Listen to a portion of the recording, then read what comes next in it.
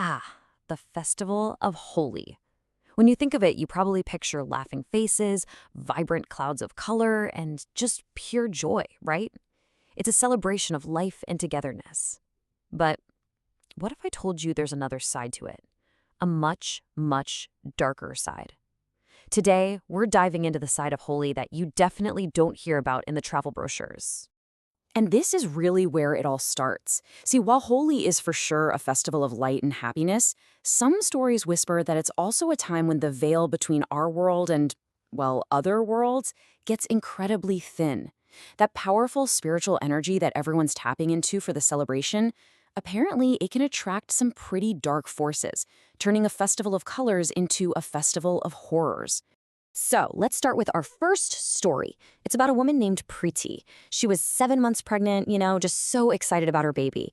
But her trip home for Holi, it took a turn that she would never, ever forget. So, Preeti makes the decision to go stay with her mom for the last leg of her pregnancy. Totally normal. She gets there the day before Holi, tired from the journey, but happy to be home. Her trip was completely uneventful. But as she stepped out of the cab, one tiny little moment, something she barely noticed, was about to kick off a nightmare. Things went from 0 to 100 fast. As Preeti was just crossing the street to her mom's house, she accidentally stepped on a little lamp made of flour, the kind used in certain rituals. She didn't think anything of it. But then, as she crossed the threshold of her own home, she felt this intense electric shock go right through her. And later that night, an invisible force just shoved her, hard, straight to the ground. The next day, out celebrating Holi, the attacks went public. A strange man suddenly joined her group of 3 friends. He walked right up to Preeti and started smearing color on her face. But this wasn't fun. It was aggressive. It was painful, like he was trying to grind glass into her skin. She screamed. Her friends ran over, and they were just confused. They swore up and down there was no fourth person. They'd been standing right there the whole time. The absolute horror of it all was confirmed when Preeti's niece pulled out her phone. She'd been recording the celebration. She showed the video to her mom, and there it was, clear as day. Preeti standing all by herself, while colors just appeared on her cheeks, smeared by some invisible hand. This was the breaking point. Absolutely terrified by that video, her mother sprinted to Preeti's room, and what she saw was impossible. Preeti's pregnant body was just levitating, floating in midair right above her bed. That's when they knew. They needed help, and they needed it now. And it turns out this was anything but random. They consulted a tantric expert who explained the chilling truth. Preeti had walked right into a black magic curse. Apparently, the full moon during Holi is one of the most spiritually powerful times of the year, making it perfect for dark rituals. These curses are often left at crossroads, just waiting for someone vulnerable, like a pregnant woman, to pass by and trigger the spell. Okay, so let's move on. That was one person's story. But what happens when a curse affects an entire community? Let's talk about Durgapur, a village in Jharkhand that has been living in absolute silence and fear for more than 100 years. You can basically map out a century of tragedy here. It all kicked off when the local king's son died on the day of Holi. The king was so consumed by grief, he outlawed the festival entirely. A few years later, he actually took his own life on the very same day. And right after that, a terrible famine hit the village, which pretty much sealed the deal. Holi was cursed. And even now, to this day, the village of Durgapur is completely silent on Holi. No music, no colors, nothing. The story goes that the king's ghost still roams the village, and anyone who dares to defy his ban will suffer a terrible fate. They even tell a story about a newcomer who thought it was all just superstition. He celebrated, and then he was never seen again. The legend says the king's ghost threw him into a ravine. All right, for our third story, we're following 3 college buddies, Arnav, Rishi, and Akash. They went on a trip to the city of Agra for a fun Holi celebration, but they ended up stumbling into a party they were never, ever meant to see. So, picture this. After a whole day of celebrating, which, included drinking bhang, that traditional cannabis-infused drink that's so popular during Holi, the 3 friends get hopelessly lost trying to find their way back to their hotel. As it's getting dark, they find themselves on this deserted road, staring at the ruins of an old, crumbling fort.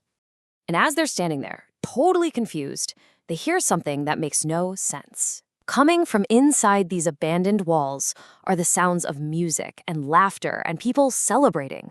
A full-on holy party. But who in their right mind would be partying inside a ruin? Well, curiosity got the best of them. They find a gap in the wall, squeeze through, and just join in. But as the sun sets, it's like a switch flips.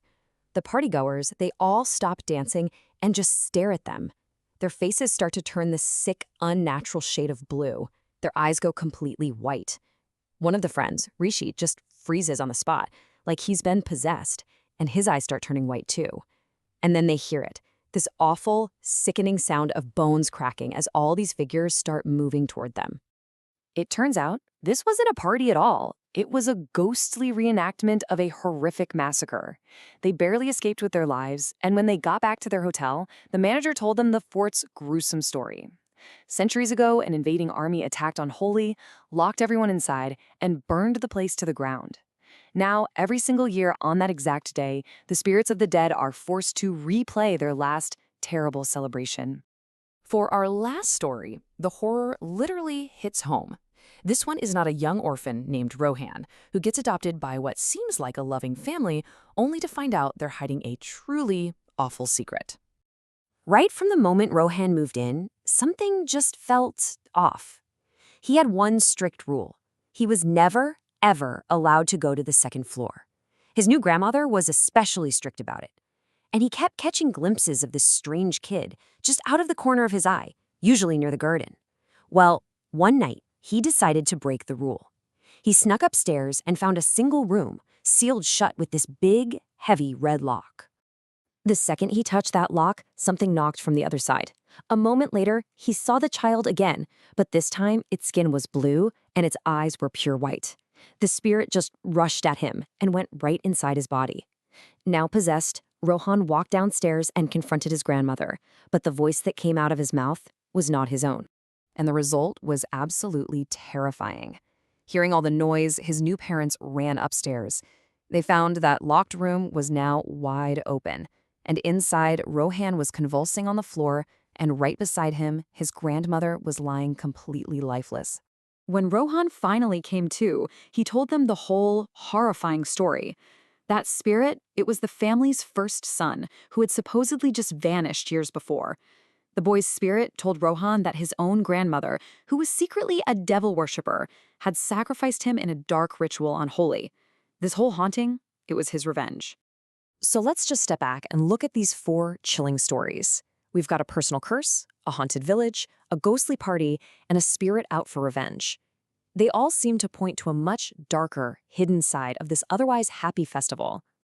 Yeah, there's a really unsettling theme that connects all of these tales. They all suggest that the incredible spiritual energy of Holi, especially with that powerful full moon, is kind of a double-edged sword.